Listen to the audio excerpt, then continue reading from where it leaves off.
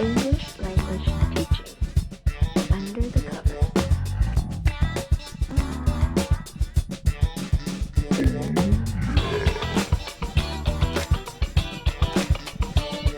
Hello and welcome back to ELT Under the Covers, where we, as English language teaching professionals, we look at the good and bad of teaching clips on the internet and we give our thoughts and opinions on the teaching. Today, we are going to be looking at teaching in a different format. We're going to be looking at a classroom scene from a porno. But before we get into that, introductions. I'm Neil of Teen Teacher fame, and I'm joined by the teaching endowed Bill Mason. If you want a rock shaped, I'm the man you come to. I will shape your rocks. It's the introduction to my porno. So yeah, that's where we are, folks. We're doing reactions to pornographic. It's not pornographic, is it? It's been carefully curated from one of Neil's favorite porns. It just So dropped there will me. be no Dropped actual, me in there. there Actually, will be no actual pornographic content. yes. Yeah. To be clear, we are not showing any sort of not PG, X-rated content. We're solely kind of looking at the prelude to all of that. And you know, from this, I kind of got inspiration from seeing PG porn, which is this Sean Gunn. Sean Gunn, yeah, the guy that directed Guardians of the Galaxy did like a short little skits, like SNL skits, where he Yeah, it was like just before he like blew up and become a massive Hollywood actor. exactly, He did yeah, because this, I didn't loved he? Sliver, Yeah. so Yeah. I remember that stuff, and I remember that he would focus on the scenes, but it was I think the catchline for it was, for those that love porn but without the sex or something like that, because That's right. you know, I don't, if you've ever seen porno, there's a lot of these elaborate scenarios with quite shoddy scripts, and if you're into that kind of 50s 60s terrible screenwriting and you kind of like that sort of B-movie feel, then it can be quite funny for you, you know, especially if you have a drink and eating a pizza or something. It's almost a little bit sort of Carry On, isn't it? Yeah, It's like innuendos and stuff. yeah, and you know, if you have a childish sense of humor, like I often do, then it works out. So what I thought was, he never really covered any of the classic teaching scenarios. He, you know, just did stuff like being a mechanic or something like that. Whereas I feel like we could cover and see, you know, what is the teaching actually like in these porno classroom scenes just before they get into, you know, the whole sex stuff. So that's what we're going to look at today. Before I forget, it kind of reminds me of the SNL skit with the girl, famous comedian Amy Schumer. She did one for SNL where she's kind of she's a comedian, and she did the SNL skit where she's, you know, like this stereotypical porno teacher, and yet everyone else in the class is not. It's pretty funny. Oh, Yeah, it's that pretty actually funny. does sound pretty good. That But must be if you Batman want from us to Oscar. react to that, leave a comment below, and we will get around to it. Trust us. Marvelous. But Yeah. So okay, very excited about this one. what do you expect from pedagogical this? analysis? Obviously, is the only reason why we will be doing this is, well, I think we're going to come out with probably nothing of any value to anyone. I think it's going to be just absolutely the lowest quality YouTube content you can possibly have. But just so we address, before we start, our hate commenters who are going to rush into the defense of Brazzers after we rip apart their teaching methodology, I would have to say that there are a few elements about this show that you need to understand. We are sort of picking things apart to see what nuggets of realistic. It's kind of in a way, it's kind of like us looking at how teaching is perceived and recognized in like popular media. And yes, we understand that sometimes it's deliberately represented in an unrealistic way. That's how entertainment works. And I don't think I'm expecting to see Brazzers give us a masterclass on how to teach in a classroom in this video, but it's going to be funny nonetheless, and we'll see what we can erect from this. I knew something was coming down the line. I know. That's why I was talking for so long. I was just trying to think of something. Oh god.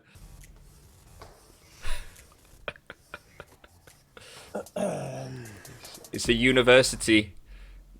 Okay. We've established the level of learners. This is. I think I can. I hope you're all ready, because we don't have any time to lose.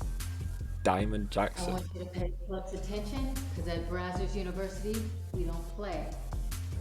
We fuck. We fuck hard here. Alright? So, Okay. We're already getting what? Dear me. Oh no. Oh no. Spicy words.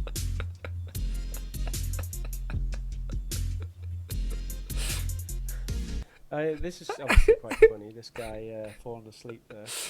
We got a little bit of comedy there. All right. Oh my god. Wait, no, pause it for a second. Yeah. Because there's some stuff that I actually I do like, is that they could have easily I don't like a lot of people when they're teaching, they tend to, if they're introducing new vocabulary, especially new teachers, they try to explain it, but often the problem is that they don't use graded language, so they end up trying to explain, especially like with young kids, you're trying to explain basketball or something like that, and you're using graded language, or you're making references to American basketball players, and the words that you're using to describe basketball is more than they already know anyway, when you should just be going, or like mimicking the motion. It's like how someone would explain vocabulary to a native speaker. Yeah. So it's a common pitfall, and I always for a new teacher. For a new teacher, yeah. So that they actually have, rather than her explaining, they have her mimicking the motions of all the different vocabulary stuff. I was like, that's actually probably what a lot of teachers would do. It's just we would. I don't think we would ever be in a situation where we would have to formally teach this language. Plus, wait as well. Onto the language.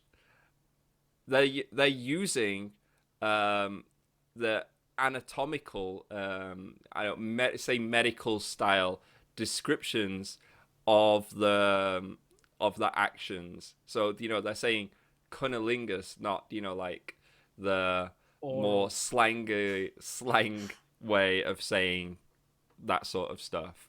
Right. That's what I've derived. Okay. Okay. Well, it's university. I mean, they probably learned words like oral in high school for this particular qualification. Yeah. I mean, well done for actually getting something out of that. I think you're right. It's got miming, and miming's good. So yeah. I was trying to do. I was so close to saying TPR, but then I realized what the implications of that would be. Well, I mean, that's the part of the video that we're not going to show on this channel, isn't it? Exactly right. All right. Okay. I could do with a bit more dialogue, but all right.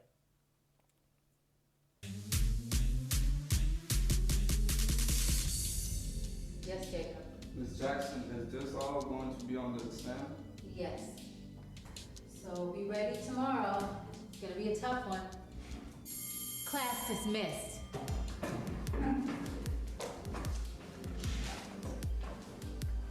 Did you want to come over and study tonight? Sure.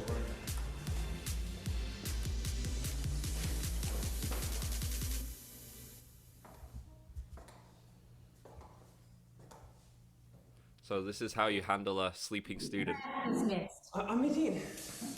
Yes, sweetie. I know you're 18. No, I didn't, did I? Yes, sweetie. You slept through the whole lecture. Which is really too bad because it's all gonna be on the test. You've got to help me. I can't fail another exam. I'll get kicked out. I think I know where this is going. And all I've You know, when She you helps watch him something study. and She you just helps kind him of- You start. just kind of feel, yeah. You just kind of feel you've seen this plot before. Yeah, exactly. She helps him study really hard. She comes up with all kinds of techniques for helping him memorize stuff. He aces the test, and she goes on to become a nun. Yeah, I think that's it. Brazzers University.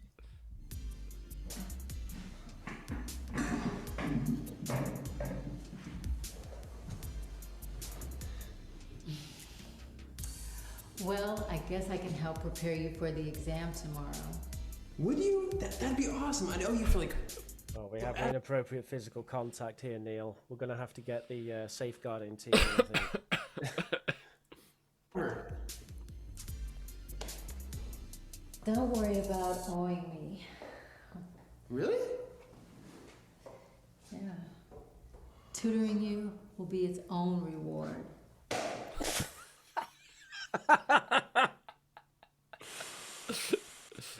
Okay, I've got to switch this back again. Okay. Whew, Okay. What? This can just we it's just get reminds you of your classrooms, right? Basically. That's what I do. Yeah, it's just my standard method. Yeah, I change into a buxom young lady, and then I sexually harass the men in my class. So, okay. If a student falls asleep in class, Yes. It's happened. it happens. Oh yes. Oh, with teenagers, yeah. So initially she goes up and she bangs the desk. Okay. Have you ever done that? Go over bang a desk. When they're asleep, specifically. Or not. I don't know if they actually fall asleep, but you know, sometimes you get people who like, it's like hands in, especially Sunday morning. Yeah, I if think anyone- I think definitely, especially early on. Yeah. I've done that because it's not exactly something that's covered in a Celta or a Right. Delta, really. Yeah. The best way, well, you know, there's different ways of waking them up, isn't there? You can ask another student to give them a knock, you know, go up and or something like that. It's not very pleasant though. I think, like you say, it doesn't really happen that often, so it's not the kind of thing that you would ponder that much. But you know, you don't really want to. Yeah, I remember in school there was a art teacher who used to have a ruler, and he'd just come round, and if someone was sleeping, it'd be bang, you know, and it's like, there's no need for that. Not on them, but on the table. Yeah. Yeah, I remember I got this kid who always used to fall asleep. It was a Sunday morning. It was the first class. I mean, to be honest, I was half asleep myself. You know, it was like an 8 a.m. class. Everyone had to travel in, and it's Sunday morning. And these kids, they're studying every day. Yeah. You know, Monday to Saturday. So Sunday's actually their day off. And the poor guys have got to come in and do 2 hours of of English class as well. So, you know, you kind of feel for them in a way. I would say that unofficially, there really were lower expectations for those classes. The teachers knew it. Yeah. And I would say even the management knew it really. No one would, you could never really say that. Yeah. Because, I mean, if it got to the parents that they were paying the same for these Sunday morning classes and we were kind of kicking it back a little bit, then they wouldn't be happy about it. But it's the reality of it is, you know, You can't it's not just going to be the same. keep the a Monday pedal to the afternoon- floor all the Yeah, time. a You Monday can't do it. afternoon class is not going to be the same as a Sunday morning class, and that is it's never going to be the case. Well, unless you get some even exceptional- then, I mean, there are definite studies that say, you know, like after lunch is the worst time to be kind of learning or making decisions or using cognition.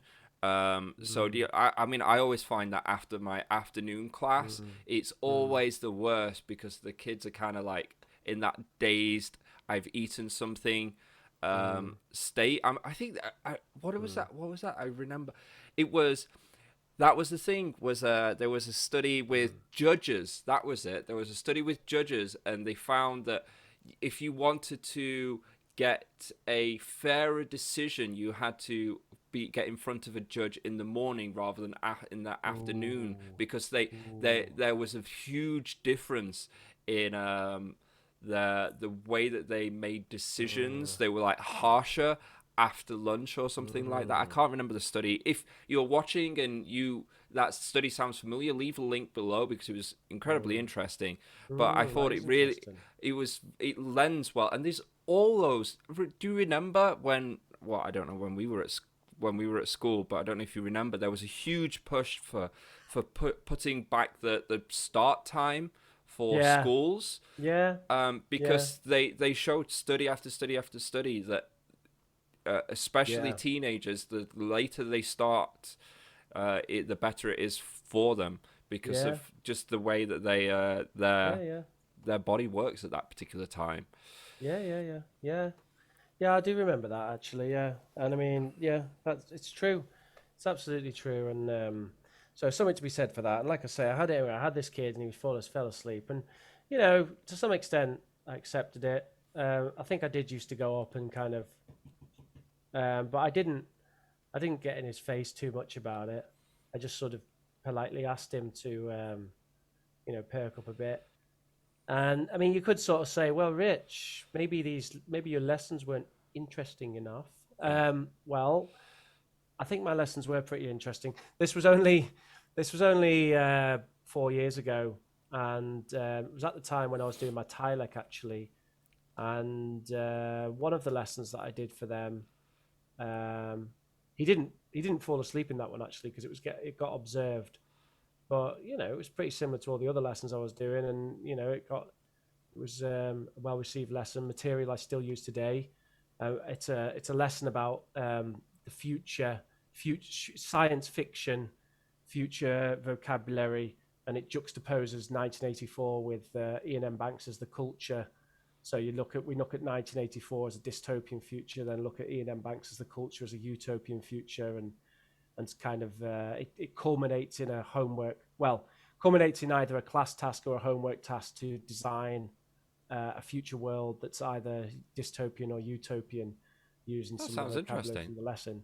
I love it, you know, and I used to do a lot of stuff like that with them. And I know it sounds interesting, right? It was interesting, and you know, I could tell that a lot of the students were interested in it. But I think this guy just came in, he was just knackered, knackered,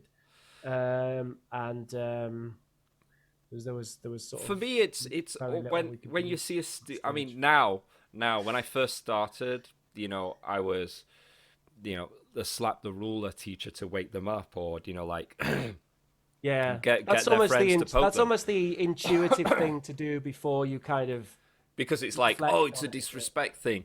But now I Yeah. kind of see it as more of a flag, as a way, like an action point. This is a thing for me to kind of focus on them and go, okay, so maybe I need to talk to them a little bit more. Why did they sleep during the class? that's a possibility. Was yeah. it, Talking you know, to them, because yeah. it could be like the situation that you had, Yeah. where it's just, well, maybe we got to lower the expectations of this class Yeah. because they're overworked. Yeah. I remember one student, she came in and she was really tired, and normally she's really bright and perky, and she was just really tired and sleeping in class. And I think this was the latter part of my time in Korea, and I I took her to a side when we got break time, and I'm like, what's going on? Are you okay? And it turns out she was sick. She was sick, and her mom sent her because like, there was no other way for her to be watched or what. I think she was pretty old. She probably could have stayed home by herself, but you know how it is sometimes. So like, she got a pass, but also, when you see that sort of stuff, especially with kids, and it's a big change in behavior, then that's definitely a time where you kind of go, maybe I should talk with their head teacher, or like, if they have one or something, because there might be something going on in their lives where you've got to meet the person rather than the student. Yeah. And actually, now that you say it, the first thing I did actually when this happened is I actually did speak to that kid, and he didn't particularly give me a good answer other than the fact that he was really tired, but he was super polite and respectful about it, and I think that really kind of fed into my thoughts about it, because if I kind of woke him up and spoke to him about it and he just kind of go, what's the point, blah blah blah, that'd be different, because then you'd think, oh, there's something else going on here, maybe it is a matter of interest, or maybe he's just being a pain or whatever. But he was like very polite when he kind of said, oh, I'm sorry, I'm just so tired, blah blah blah, and then it kind of carried on. But there was some investigation there. Perhaps there could have been more. But at the end of the day, sometimes they're just overworked, aren't they? What are you going to do? Overworked and underspanked. Well, yeah. So that's getting on to the next part of this, which is, after class punishment. So let me just have a think about this. First of all, have I ever held a student back on their own to sort of have a word with him or whatever? First of all, for young learners, only do that if you have a glass-fronted classroom. You should never, as a teacher, be alone, or a TA. If you've got a TA, it's okay. But you should never be alone in a room with no glass front, with just one other student. Yeah. And that's to protect you as well as them, right? And at the British Council, we always, all the classrooms are glass fronted in the main centre. So let me just have a think about this, because I think I have. I think I have like twice. And I think one time was just kind of a quick word about, what's going on, why does this keep happening, kind of thing. And the second time, I actually I escalated it. It's one of the few times at that institution where I actually wanted to escalate something. And this was partly out of a hesitancy to send a note home, because once you start sending notes home, it did work on Vietnamese kids, but you don't know what happens to them at home from that. What are the parents doing? It's their culture and all that, and maybe beating 10 kinds of crap out of your kids is perfectly acceptable in certain cultures. That's not what they did, but they used to do things like pinch their ears and stuff, and it just didn't sound very nice. So I didn't particularly want to be responsible for that if I didn't have to. And this particular kid, like, it was less that he was kind of being a bad boy and more that he had some sort of undiagnosed special need, or sort of mental or physical. He was always standing up. He was always kind of bouncing around. And I think he just had a few classes where he just got a bit too, I think he said a few swear words and stuff. And I don't think he was doing it particularly to be disruptive. I think it just kind of comes out of his mouth, Yeah. and I'd already spoken to him, so I sort of escalated it, and someone else spoke to him, and it did calm him down actually for a while. The person I got to speak to him as well was very measured. There was no sort of "what are you doing" kind of thing. It was like sitting down, understanding, having a chat with them. But just the fact that he ended up having to stay an extra 5 minutes and have that conversation, I think, sort of shook him up a little bit. And yeah, it worked. It worked for a significant amount of time. And the next incident that involved him wasn't really his fault.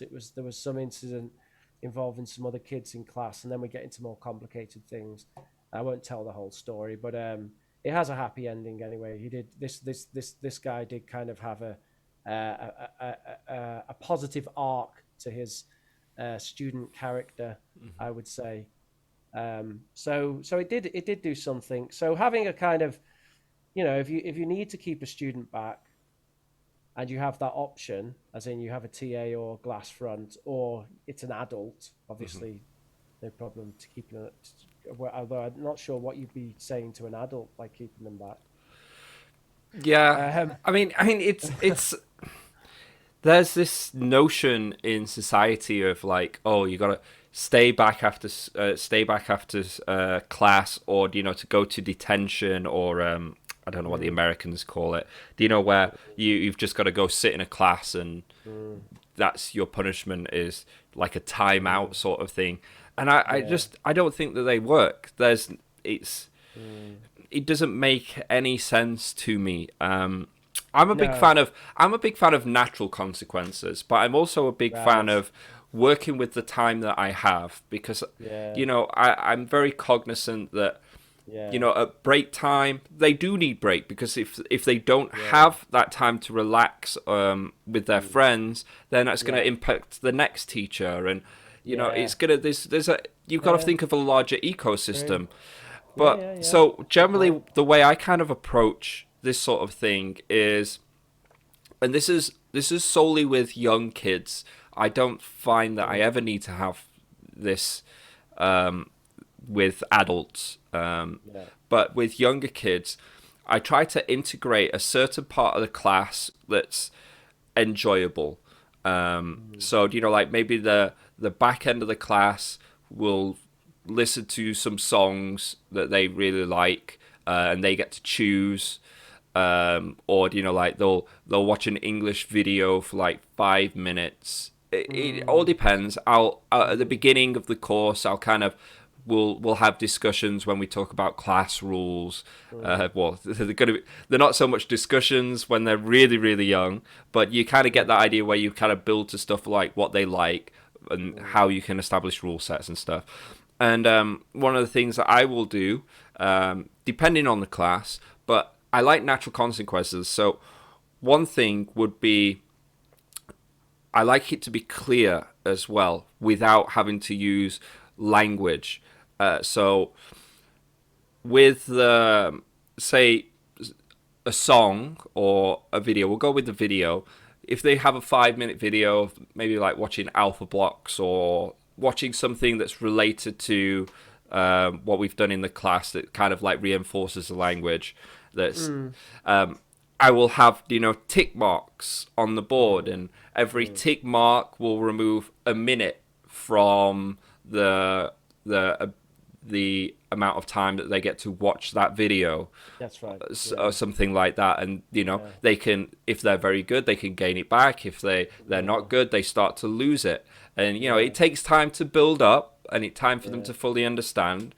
But once that works, those are very natural consequences. You can see that, and you see that within the time frame of your class as well. So it's not just like this bad thing happened at the beginning of the class, then after the class, like 30 minutes away apart from that, is they get this consequence that's not even a consequence. It's just kind of a conversation almost. Whereas what I do with that is, it's instant. Oh, there's a tick on the board. There are drawbacks to it, definitely. It can kind of become sometimes it could get a little bit Lord of the Flies, especially if all their peers are like coming down on them, and they don't deal well with peer pressure. But so you've got to be cognizant with it, and it's never perfect, but that's one of my preferred methods, and it's solely because I feel it's more natural and it's within my allotted time. Yeah. Yeah, it's a nice approach. Yeah, definitely. I agree. It's not ideal to have to keep a kid after class. It's kind of one of those things that if something happens right at the end, Yeah. maybe that's the only option you've got. But certainly these things where they can sort of get something taken away but then kind of earn it back is good. And I like those point system stuff because it's quite easy to manipulate as well. So it's very easy for you to kind of give them extra opportunities to earn it back if you kind of think, well, they haven't really done anything for a while, so let's give them this opportunity here. Yeah. Of course, they do need to feel, I suppose, that there could potentially be some sort of a. I mean, the biggest drawback is it still externalizes. It becomes it becomes extrinsic as to why they're learning, and the whole point is you're looking to try and get it to be intrinsic. You want them to learn because they love to learn. They want to learn English to make it interesting. Yeah. But sometimes we've all dealt with it because we are in an industry where kids are just thrown in the classroom. They don't want to be there. That kid didn't want to be there on a Sunday.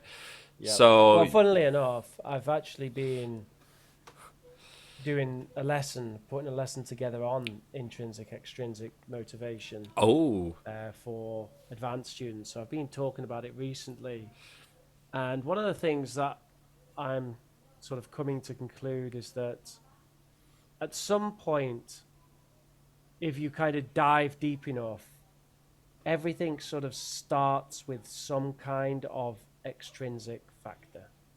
Like intrinsic motivation doesn't just magically appear, It's not like, oh, you know what, I'm intrinsically motivated to play these video games and become really good because it's so fun.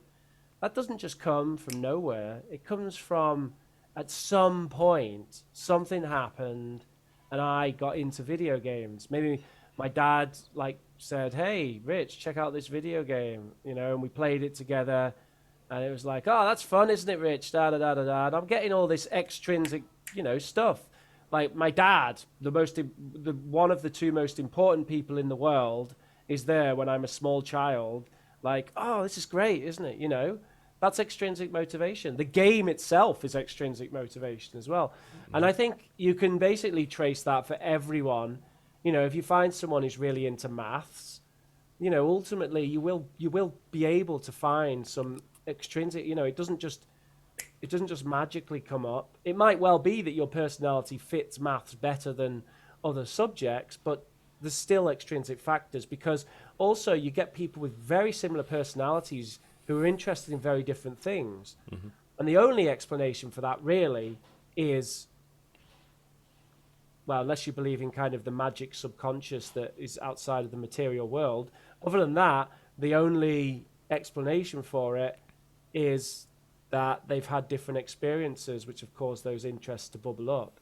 And what is an experience? Well, it's an extrinsic factor. It's not coming from you. Yeah. So I think at some point, I think that's a reason why you could argue, well, we're not going to do away with extrinsic motivation completely. Mm-hmm. It's just not realistic. You can't aim for a 100% intrinsically motivated. I mean, you can aim for it, but don't expect it to happen. Mm-hmm. Yeah, I agree, and I do see it often as a starting point, and there are ways to move towards and gently guide students towards intrinsic motivation.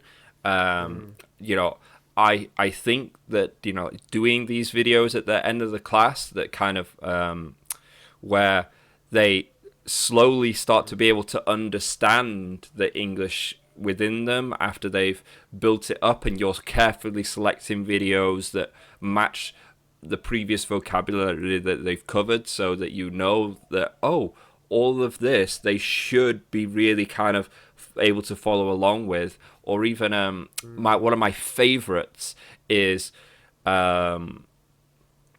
to get material, to keep material that they've produced at the beginning of a course, and to give it to them at later points during the course, so they're able to do comparative exercises where they can look at their English from before to now, and they can have like concrete, this is a big change, because we know that language acquisition is such a slow process. It feels like you're not learning at all sometimes.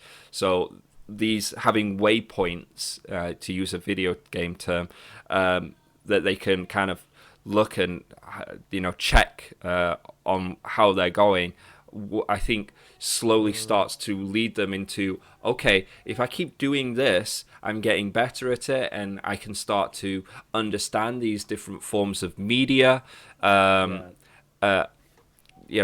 think it really works, but I agree with you. It does start more on the extrinsic side, and it doesn't necessarily have to be a reward for doing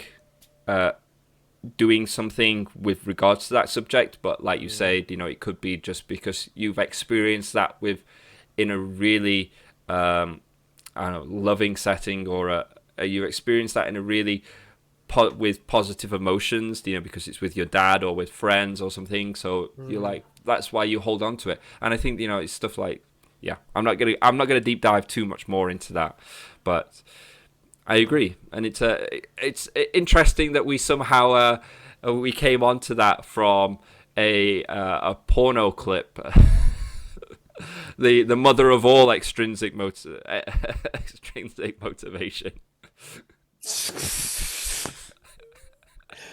Well, I don't know if I call it the mother of all extrinsic motivation. Well, as society might make people think that that's the only thing that men care about. I mean, it's well, come on, let's not pretend that women aren't also very interested in it. Yes. I mean, people do a lot of things, whether consciously or subconsciously, to attempt to attract the kind of partner that they want. And I think, a lot of the things that people do revolves around that. Although you could also see it as other things as well, the reasons why they do it. But, why do people make themselves look attractive? Why do they wear bright clothes? Why do they wear jewelry? Okay, there's lots of reasons, but attracting a mate can be one of them. So extrinsic, I don't know why I'm taking this seriously at all, but it is a big extrinsic motivation factor. I feel like you're going to start quoting from the Selfish Gene or something. The thing is though, Richard Dawkins. The thing is though, it's an extrinsic motivation that's easily solved, and once it is solved, then it's gone, isn't it? So. Sort of depends how you see it. I think the point that I'm saying is you don't necessarily need to go out into the world to get that real extrinsic motivation. It could be, in a way, intrinsically satisfied. Okay. So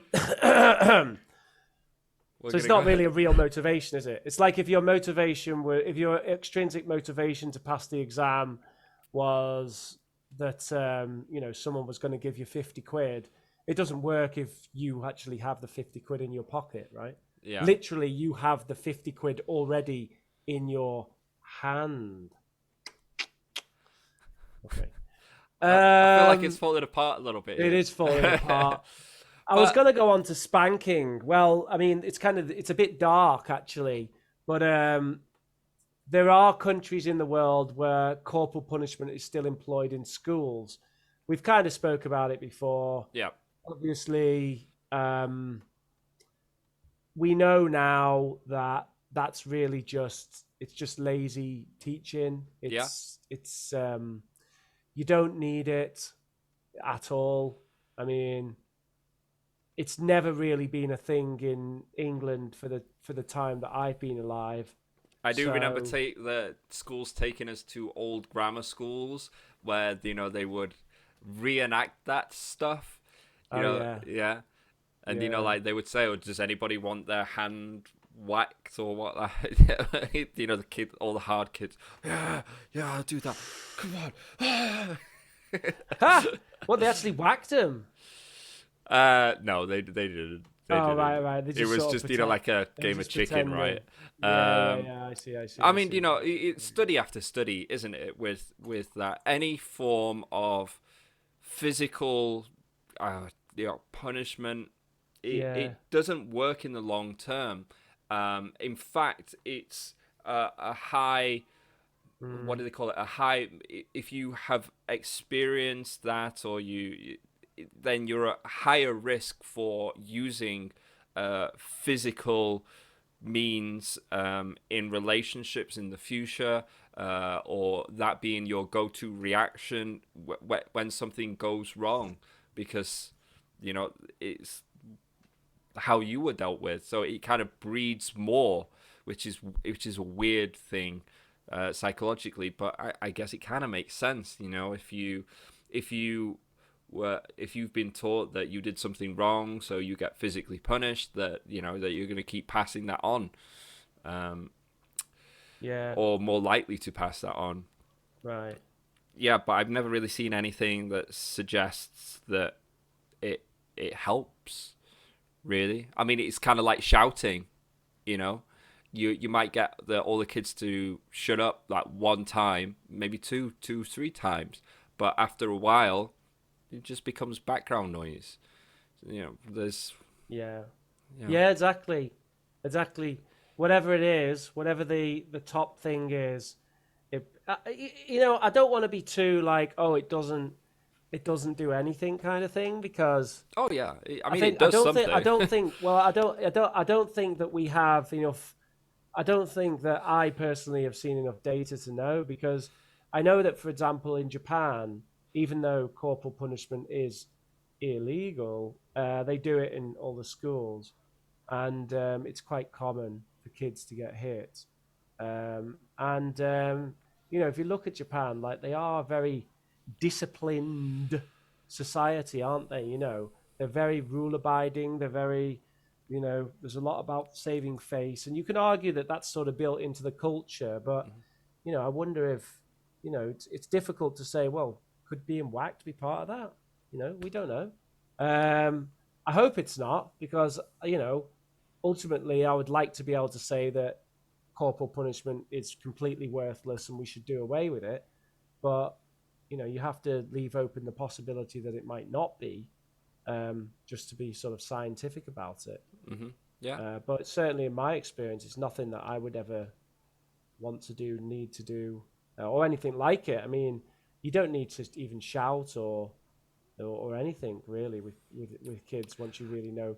It's And almost like the better someone is at classroom management and control, the less like aggression and any of that kind of obvious dominant stuff that they need.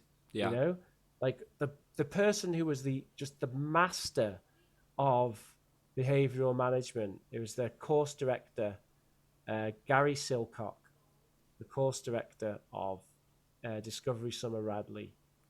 Um, he's just softly spoken. He'll go speak to the kids, very softly, about even when they do really bad stuff. There was a kid that like set off the fire alarm because he was vaping in his room, and we had to evacuate the building in like the middle of the night. It was like 2 a.m. and all this, and even then, it was just very calm, considered, kind of conversation. He got him to apologize to me. He got him to apologize to the other kids. Like, he got him to say like why it was a thing and how he wasn't going to do it again, and it was all just very, very, very like calm and polite, and like, just looking at him and saying like, how do you feel about having done that? Rich he's working here every day, and you've woke him up, and he's on duty, so he's had to take care of it. What have you got to say to him? Just like that. Just really, really good, really, really great. And he's also one of the few people I've seen cause a group of 400 teenagers to go into complete silence without actually raising his own voice, which was also quite magical to see how he did that. That's sort of a story for another time, I guess. Yeah. I feel like we're kind of wrapping this up now, aren't we? Well, yeah, I guess so. I'm surprised at how much we've been able to mine.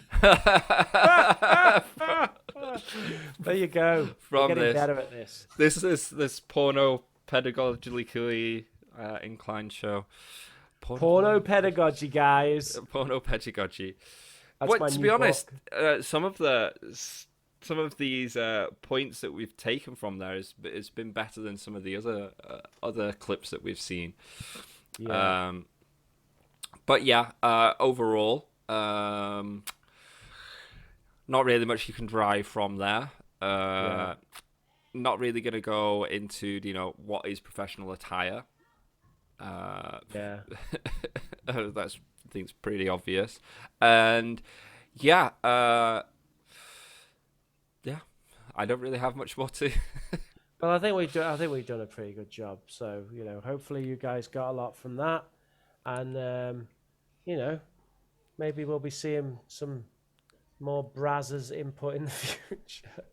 Yeah, I mean, if you're watching this show and you kind of found this entertaining, and maybe you want to force us to watch it. Maybe you've decided to become an English teacher because based on this video. Maybe someone from the porn industry is like, hey, I've got all these skills from playing a teacher on camera. Why don't I transition this over? Amazing. Hey, if you are a porno teacher and you want to come on the show and explain your pedagogical approach, we'd love to have you on.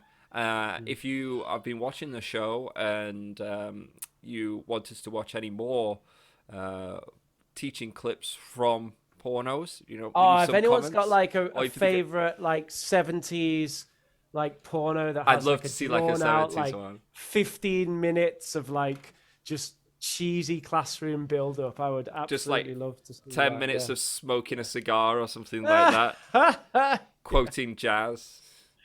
Quoting? You can't quote jazz when I talk. Oh, but teacher, why do you have to have such a large ruler? Yeah, I was expecting a lot more of that sort of stuff. It was a bit lazy, wasn't it? Yeah, visual. Yeah, it was. It was a bit lazy. They could have really just hammed it up. Yeah. Oh well. Oh well. I've been Neil. Porn isn't about the writing. Sorry. I've been Neil of Team Teacher China, and if you want to check out my stuff, teamteacherchina.com, Team Teacher Baby YouTube channel, Team Teacher English. I don't really want to go too much into Teacher porno. I was going to say that, but then I was like, oops, that's a little bit too much. Take it over, Rich. You okay. Well, you can find me at porno rich, youtube.com/porno rich. No, not really. youtube.com/prof rich. No, youtube.com/professor rich. That's my English teaching channel. You can catch me weekly live streams, Oxford Online English. You just have a look at their YouTube channel. And I have a secret project I'm working on, which I'm aiming to start in January. It's totally unrelated to teaching. It's porn! Sorry. Well, funnily enough, I'm calling it Project X at the moment. I'm actually looking at a folder on my desktop that says Project X. But it's not porn. Spoiler. Well, no, because you've still got 2 X's to go, right? Yeah, true. It's just the first X of porn. It's like it's the initial stage. Something like that. 1 of 3. It's extrinsic motivation, but not necessarily that corporeal. All right, everybody. Thanks so much for watching. Smash that like button, hit subscribe, and do tell us how you like my £15 microphone compared to my £450 one, which currently is not working very well with Zoom. Thank you, Zoom. Goodbye. See you all. Bye.